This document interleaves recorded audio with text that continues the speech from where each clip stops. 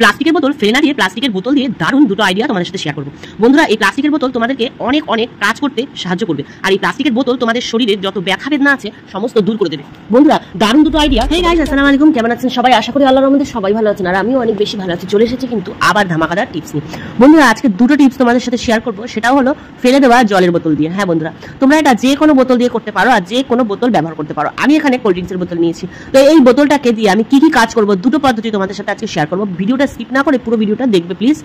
দেখো, আজকে এই ভিডিওটা বানাতে গিয়ে আমি অনেক জায়গায় ছাকা খেয়েছি, হাত পুড়ে গেছে, তোমরা ভিডিওতেও দেখতে পারবে আমি 2 জায়গায় ছাকা খেয়ে ফেলেছি অলরেডি। তো যাই হোক, তোমরা প্লিজ স্কিপ করো না, ভিডিওটা পুরো দেখার চেষ্টা করো। দেখো, ভিডিওটা শুরু করার আগে বলে দিই বন্ধুরা, এটা কিন্তু অনেক দরকারি কাজ হবে তোমাদের। তো দেখো ভালো করে, আর স্টেপ বাই স্টেপ ফলো করো, তোমাদের কিন্তু অনেক সুবিধা হবে। এবার দেখো, আমি কি করলাম, একটা চাকু গরম করে বোতলের মাঝখান দিয়ে ভাগ করে কেটে নিলাম। কেটে নেওয়ার পরে কি করব, এই দেখো চাকু গরম করে কাটলাম এই কারণে, প্লাস্টিকের বোতলে ধার থাকে বন্ধুরা, এই ধার কিন্তু হাতে রেখে কেটে যাওয়ার ভয় থাকে। আগের দিনকে তোমাদের সাথে আমি শেয়ার করেছিলাম এরকম কেটে, তো আমার কিন্তু হাত কেটে গেছিলো। আজকে কিন্তু সেই ভুলটা করিনি, কিন্তু কেটে যায়নি, ছ্যাঁকা তো খেয়েছি। তো যাই হোক, কাটা আর ছ্যাঁকা একই হয়। তোমাদের জন্য তো অনেক কষ্ট করি, কিন্তু তোমরা আজকাল অনেক বন্ধুরাই আমার ভিডিও স্কিপ করে দেখো, তার কারণে কিন্তু আগের মতন আমার ভিউজটা নেই, অনেকটা কমে গেছে। তো যাই হোক, কষ্ট করি যতদিন পারি। এবার দেখো, আমি কি করব, এই বোতলটাকে কাটার পরে একটা স্ক্রুড্রাইভার গরম করব, ঠিক আছে? গরম করে আমি কিন্তু ছিদ্র করে নেব রাউন্ড রাউন্ড করে বন্ধুরা। হ্যাঁ দেখো, কত সুন্দরভাবে রাউন্ড রাউন্ড করে আমি ছিদ্র করছি, দারুণভাবে কিন্তু ছিদ্র হচ্ছে বন্ধুরা। হ্যাঁ একদম, আমি প্রথমে একটা করে ছিদ্র করেছিলাম, ভুল হয়ে গেছে। পরে কিন্তু দেখো বন্ধুরা, আমি একবারে দুটো করে ছিদ্র করেছি, মানে দুটো করে হোল একবারে হয়ে গেছে। কিভাবে দেখো, একবারেই ঢুকিয়ে দিয়ে এপাশ থেকে ওপাশে বের করে দিচ্ছি। দেখো, দারুণ দুটো হোল একসাথে সমান মাপে হয়ে যাচ্ছে। তো প্রথমে কিন্তু আমি একটা করে করেছি, বুঝতে পারিনি, ফার্স্ট টাইম করছি এটা। এইভাবে মানে ফার্স্ট টাইম করছি। আমি আগে এই জিনিসটা বানিয়েছি, কিন্তু তোমাদের সাথে শেয়ারও করেছি, কিন্তু ফুটো করে না, মানে বেঁধে এরকম শেয়ার করেছিলাম। কারণ ফুটো করে এই ফার্স্ট টাইম করছি, কারণ বেঁধে যদি করেছি যেটা আগে, সেটা নষ্ট হয়ে গেল, আমার বেশি দিন টিকলো না। তাই আজকে কিন্তু আমি এই বুদ্ধিটা দিয়ে ফুটো করে নিয়েছি। এবার কিন্তু আর পড়ে যাওয়ার কোনো বা খুলে যাওয়ার কোনো রিস্ক থাকবে না বন্ধুরা। দারুণভাবে আমি কিন্তু ফুটো করে নিয়েছি, দেখতে কিন্তু অমায়িক লাগছে, তো দেখতেও সুন্দর লাগছে। এইরকম ফুটো করে তোমাদের সাথে আর দুটো টিপস শেয়ার করব পরে, আজকে শেয়ার করব না, আজকে মাত্র দুটোই শেয়ার করব টিপস, অন্যদিন অন্য টিপস শেয়ার করব। দেখো, একটা কেটে নিয়েছি, আর একটা যে নিচের পাটটা ছিল ওটাকে চাকু দিয়ে গরম করে সুন্দর করে কিন্তু লেবেল করতে হবে। আগে আমি ফুটোটা করে তোমাদের দেখাই। দেখো, যে এই কোনাগুলো আছে 5খানা, ওই কোনা 5টা আমি কিন্তু ফুটো করে নিয়েছি, মাঝখান দিয়েও একটা হোল করে নিয়েছি। এরপরে চাকু দিয়ে কিন্তু আমি ভালো করে কেটে নিয়েছি এই বর্ডারটাকে, না হলে কিন্তু কেটে যাওয়ার চান্স আছে। এটা টেরাবেঁকা রয়েছে যথেষ্ট, তো এটাকে টেরাবেঁকাটাকে কেটে সুন্দর করে আমি কিন্তু লেবেল করে নেব বন্ধুরা। আর এইভাবে চাকু দিয়ে কাটলে কোনো দিনও কখনোই প্লাস্টিকের জিনিসে হাত কেটে যাবে না বন্ধুরা। তো এইভাবে প্লাস্টিকের জিনিস কাটার সময় গরম করে কেটো, তাহলে উপকার হবে। একদিন আমি কিন্তু কাঁচি দিয়ে কেটেছিলাম তাড়াহুড়া শুট করার জন্য, সেদিনকে কিন্তু আমার হাত কেটে গেছিল বন্ধুরা। আর এই যে গরম করে কাটার যে পদ্ধতিটা বলছি, ওটা কিন্তু খুব সাবধানে করবে বন্ধুরা। এটাতে আবার ছ্যাঁকা খাওয়ার ভয় আছে, তো যদি সাবধানে কাজটা করো তাহলে ছ্যাঁকাটা খেতে হবে না। তো এরপরে আমার কিন্তু হাত খুব স্লিপ করছিল, তারপরেও কিন্তু আমি অনেক মানে বুদ্ধি খাটিয়ে আস্তে আস্তে করে করেছি। তো দেখো, এবার আমার এটা কাটা হয়ে গেছে আর সুন্দরভাবে লেবেলও হয়ে গেছে। এরপর আমি একটা স্ক্রুড্রাইভার গরম করে আমি কিন্তু আবার উপরের দিকে দুটো হোল করব। হ্যাঁ বন্ধুরা, উপরের দিকে দুটো হোল করব হ্যাঙ্গিং করার জন্য। তো এই দুটো পার্ট আমি কি কাজে ব্যবহার করব সেটা তোমাদের সাথে শেয়ার করি বন্ধুরা। আমি এখানে দুটো প্যান্ট নিয়ে নিয়েছি আমার ছেলের। তো দুটো প্যান্টই মোটামুটি নষ্ট হয়ে গেছে, পরার মতন নেই। দেখতে কালারটা কিন্তু দারুণ লাগছে, কিন্তু ফেটে গেছে, ছিঁড়ে গেছে ভিতর দিয়ে। আমি অনেকবার সেলাই করেছি, তারপরেও এটা কিন্তু ব্যবহার করার মতন আর নেই। তো আমি এখন কি করব সেটা দেখো। এখন আমি এটাকে হ্যাঙ্গিং করব, সেটাকে কি করব, ওই যে লাল প্যান্টটা দেখতে পারলে ওটা ইলাস্টিকটা নষ্ট হয়ে গেছে, কিন্তু দড়িটা ভালো আছে। তো দড়িটাকে আমি কেটে, লাইনিংয়ের দড়ি কেটে কিন্তু আমি বার করে নিলাম। আর তারপরে এই যে এই নিচের পার্ট যেটা ছিল ওটার মধ্যে কিন্তু আমি সুন্দর করে এভাবে দড়ি বেঁধে পরাবো।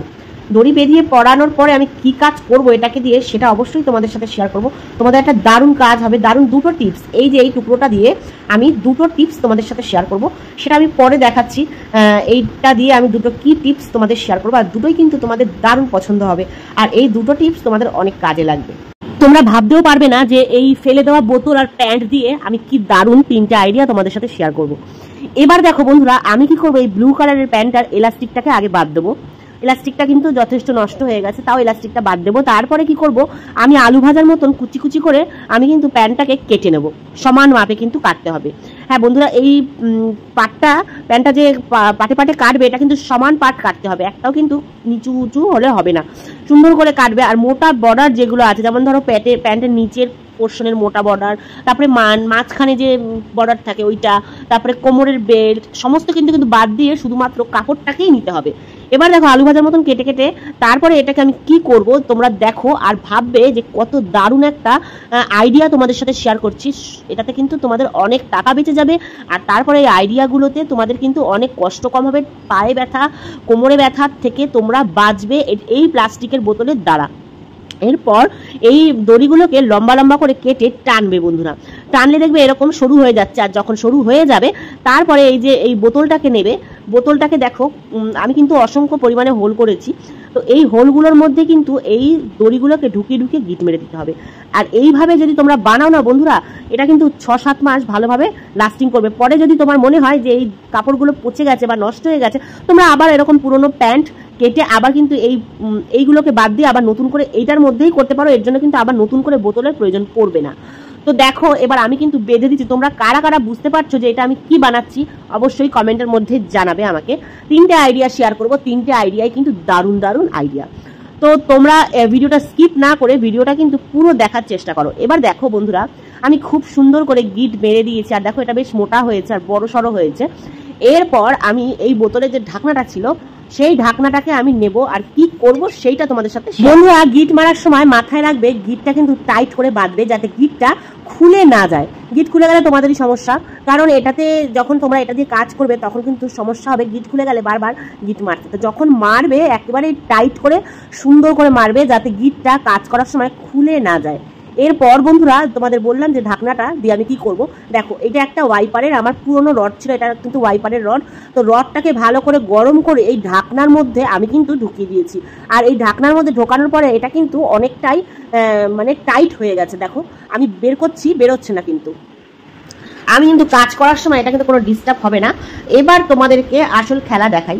দেখো বন্ধুরা, আমাদের কিন্তু এখন সবারই পায়ে প্রবলেম, বসে বসে ঘর মোছা, বসে বসে ঘর ঝাড় দেওয়ার আমাদের পক্ষে কিন্তু অনেকটাই কষ্টকর ব্যাপার। সত্যি সত্যি আমার তো খুবই কষ্ট হয়, তাই কিন্তু আমি ঘরে বসে বসে মুছতে পারি না, আমি মফ ব্যবহার করি। তা মফগুলো কিন্তু বন্ধুরা অনেক টাকা দাম নেয়, আর কিন্তু খুব তাড়াতাড়ি নষ্ট হয়ে যায়, বারবার আমাদেরকে কিনতে হয়। তো এই যে আমি এই ঢাকনা দিয়ে বোতলের এটা বানিয়ে নিলাম বন্ধুরা, এটা তো আমার ফিক্স হয়ে গেল। কি উপকার হবে আমি তোমাদের বলি। ধরো আমার এই প্যান্টের কাপড়টা দিয়ে আমি ঘর মুছছি, কেটে কুটে বানিয়ে নিয়েছি, এই প্যান্টের কাপড়গুলো ধরো নষ্ট হয়ে গেল বন্ধুরা, আমি কি করবো, এই প্যান্টের কাপড়গুলো খুলে ফেলে দেবো, আবার নতুন করে যে পুরোনো প্যান্ট বেরোবে সেইটা আবার কেটে লাগিয়ে দেবো। এটা কি হবে, রডটা আর এই যে মবে যে ঢুকানোর যে জায়গাটা বানালাম বোতল দিয়ে, এটা কিন্তু আমার ফেলতে হচ্ছে না, শুধুমাত্র দড়ি ফেলে দড়ি চেঞ্জ করে দিলে কিন্তু মফটা কিন্তু বছরকে বছর আমি ইউজ করতে পারবো। এতে আমার পয়সাও বেঁচে গেল, আর শরীরে ব্যথা বেদনা থেকেও আমি মুক্তি পেলাম। তো যাই হোক, তোমরা এই টিপসটাও ফলো করতে পারো। এরপরে চলে এলাম বন্ধুরা ওই যে হ্যাঙ্গিং করেছিলাম বোতলটা কেটে, তো ওই হ্যাঙ্গিংয়ে বোতলটার মধ্যে আমি কি করব দেখো, একটা গ্লাসের মধ্যে জল ভরে নেব, আর তারপরে 4-5টা মানি প্ল্যান্ট নিয়ে নেব, নিয়ে ঠিক এইভাবে হ্যাং করে ঝুলিয়ে রাখবো রান্নাঘরের যে কোনো কোনায়, ঘরের যে কোনো কোনায়, ব্যালকনির যে কোনো কোনায়, ঘরের ব্যালকনির যে কোনো কোনায় এগুলো ঝুলিয়ে রাখতে পারবো। এবার দেখো আর একটা টিপস তোমাদের সাথে শেয়ার করি। এই যে হ্যাঙ্গিংটা করেছি এটা কিন্তু বেসিনের মধ্যে তোমরা ঝুলিয়ে রাখতে পারো। কেন ঝুলিয়ে রাখবে, দেখো আমরা রান্না করার সময় বাসন মাজার সময় অনেক কাটাকুটা থাকে, তো বারবার কি করতে হয়, ডাস্টবিনে ফেলার জন্য নিচে ঝুঁকতে হয়, যেহেতু ডাস্টবিনগুলো নিচে থাকে স্ল্যাবের, তো বারবার নিচে ঝুঁকতে গেলে কোমরে টান লাগে, কোমরে ব্যথা হয়। আর সত্যি কথা বলতে আমার তো এটা সবসময় হয়, তাই কিন্তু আমি এরকম একটা হ্যাঙ্গিং বানিয়ে নিয়েছি। তোমরাও এভাবে বানিয়ে নিতে পারো। ভিডিওটা ভালো লাগলে লাইক কমেন্ট করে পাশে থেকো। আল্লাহ হাফিজ।